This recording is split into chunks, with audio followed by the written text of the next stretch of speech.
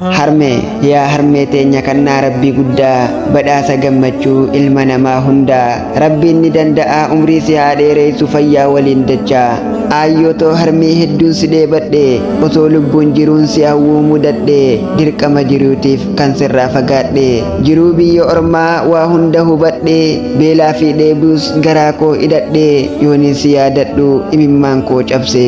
yaa rabbi yaa allah ani si kadhadhe harmee too hadaraa ani sikkannadhe guyyaa gargar baanee uffata na qabde imimmaan harcaafte rabbinaaf kadhatte osoo arguu fawwoo akkanan sheeneessine osoo hin arginii anis akka hin duune naaf godhe ayyootoo shamarran jannataa tani hin dulloomne naa godhe harmeetoo shamarran jannataa tani hin dulloomne qaama keerraan citee hedduun si marare ani ilmi hankee baay'een si darare gaafa sababaa koo deemsa kee danqamu naaf jiraadhu harmee gaariin akka teetii eeysattuun argamu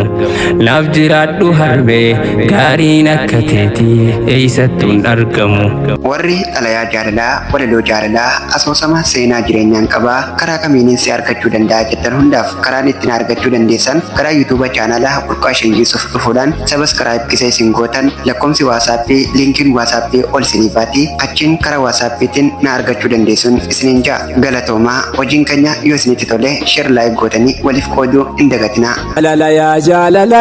Jaalala yaa rokkeetti onnee seentuu halaala sheekan jettu manguddoof dargaggeessa meessumaan miliqtee seenta keessa.